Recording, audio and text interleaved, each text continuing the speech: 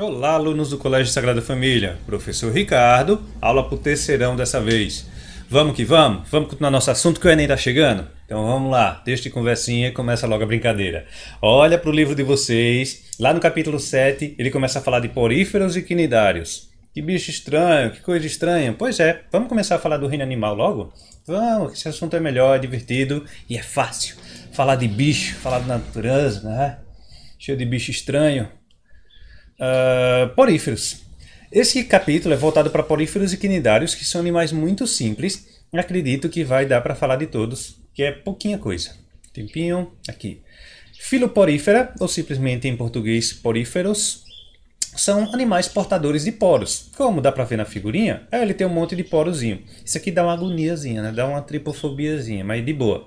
Esse bicho daqui é a tal esponja do mar, que para mim é um churros, mas é uma esponja. Né? É um animal dotado de poros através do corpo dele, que ele consegue fazer a filtração, ou seja, a água entra pelos lados e sai por essa região aí de cima. E assim o bicho consegue se alimentar. Então, porífero é um animal dotado de poros, do qual a gente classifica de acordo com as células que é encontrada no corpo dele. Vamos ver cada uma delas. Essa região aqui, ó, de saída, esse furinho de cima, é chamado de ósculo. Ósculo. Pois é, nome estranho é ósculo.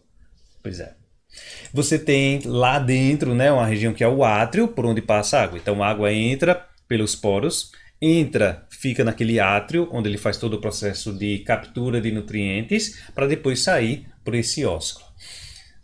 Aqui, ó. A água entra através dos poros, microporos, apresenta uma superfície animal, atinge a espongiocele, seria... Depois que o nutriente entra, tem meio que um citoplasma internamente entre as células, onde ele chama de espongiocele, o líquido da esponja. Pronto, ficou fácil. Seria a cavidade interna e sai lentamente através desse ósculo aí. Ele disse que tem um monte de célula diferente. Primeiro ele chama que está um tal de pinacosto. Células achatadas que revestem o animal. É tipo a pele dele. Então a gente chama essas células de pinacosto. Ele também tem os poros, né? Células nos poros. E as dos poros a gente chama de porócito. Muito, muito fácil. Coanócito é as células internas. Olha por essa figura daqui. Aqui você tem a esponja. E aqui ele mostra que as células que estão aqui, ó, tudo vermelhinho, vermelhinho, seria a região interna dele, por onde a água passa. Então a água entrou pelos poros. Aí essa amarelinha daqui seria isso que eu acabei de falar, o tal de pinacostos. Então, pinacosto reveste ele. Porócito fica dentro desses poros.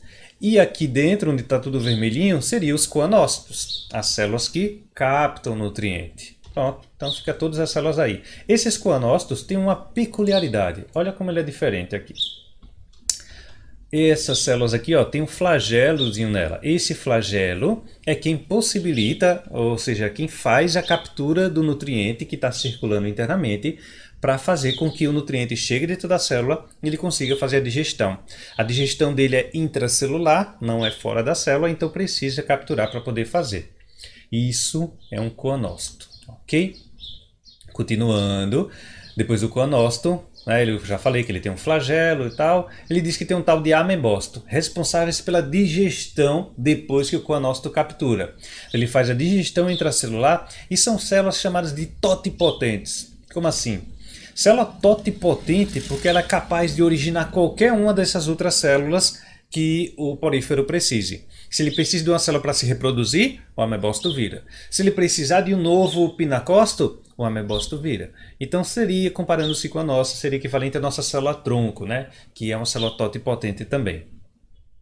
Internamente, para possibilitar essa forma, essa estrutura do porífero, ele tem umas estruturas chamadas de espículas, elementos de sustentação, equivalente ao nosso osso. Nosso sistema ósseo é quem faz a nossa sustentação, ele tem essas espículas. E é osso? Não, não é.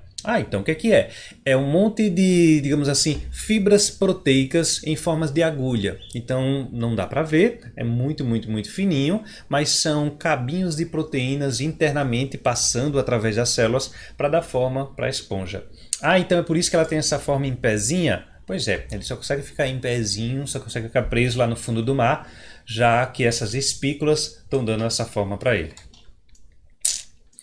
Logo abaixo, ele começa a falar dos tipos de esponjas. E a gente classifica a esponja de acordo com a forma. Esponjas têm 3 tipos e formas principais.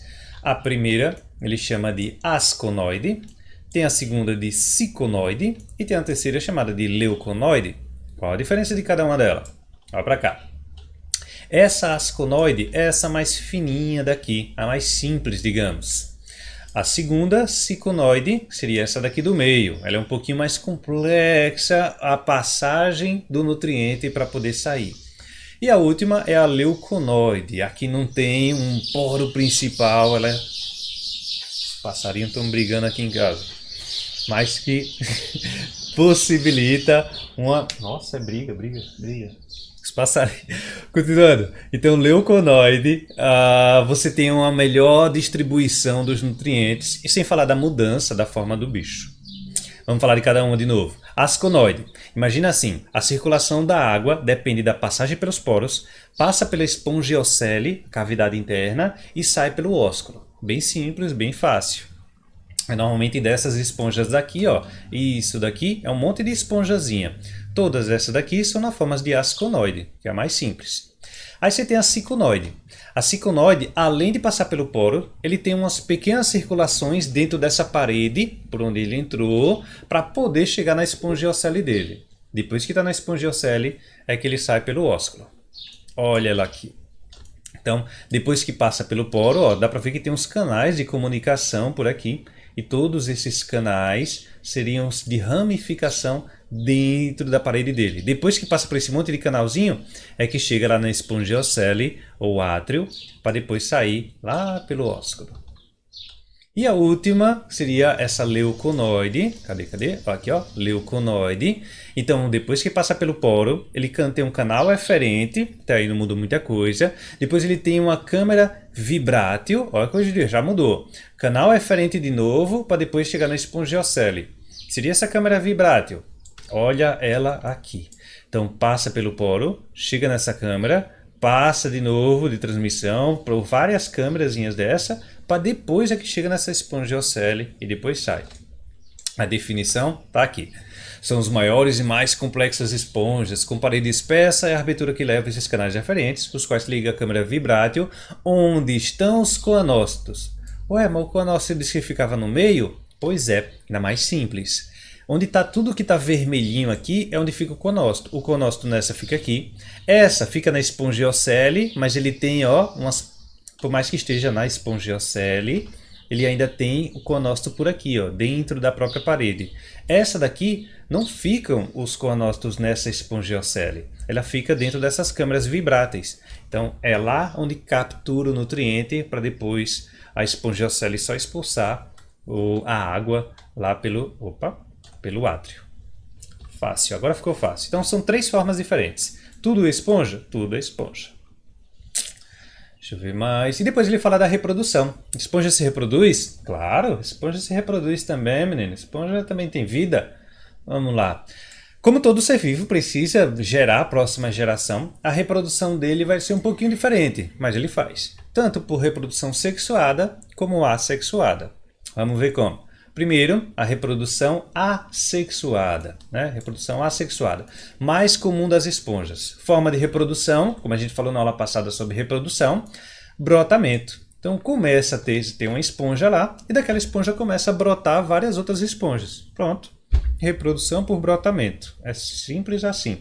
Cada esponjazinha consegue formar várias, né? Sendo que todas têm o mesmo material genético daquela da qual originou as outras.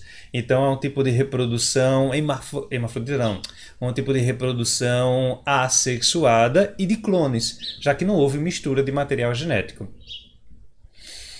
Ele diz que esses seres vivos geralmente são monóicos. O que é que isso quer dizer? Aquele que detém um sexo tem apenas um, ou seja, tem os 2 sexos, ele consegue se autofecundar. Ele consegue produzir gameta masculino e gameta feminino.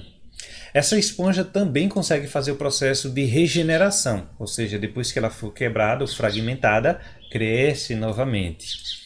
Então apresenta uma grande capacidade de regeneração, graças àquela célula lá totipotente que a gente falou, que seria o amebócito, que vira qualquer célula que ela precise. Então, ó, aqui, as que são monóicas são hermafroditas, detêm os dois sexos, conseguem produzir gameta masculino, gameta feminino. Aqueles gametas podem se autofecundar, sendo que dessa vez formam uma larva natante. Aquela larva consegue se deslocomover através da água, nadando, e vai formar sua própria colônia de esponjas.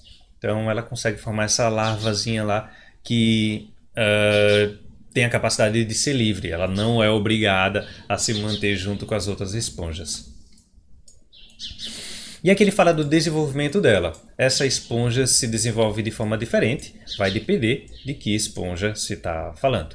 Olha aqui, desenvolvimento da esponja. O desenvolvimento do zigoto ocorre no mesoílio, ou seja, origina uma blástula flagelada. Então, após aquela fecundação, olha aqui, pronto. Digamos que uma esponja liberou os espermatozoides, olha isso aqui, entra em outra esponja. Por mais que ela seja hermafrodita, ela pode produzir espermatozoide e tanto se autofecundar quanto fecundar outra. E aquela outra esponja que produziu o óvulo vai receber esses espermatozoides daqui. Após a fecundação, ele tem a capacidade de produzir essa larva daqui. Essa larva é chamada de anfiblástula.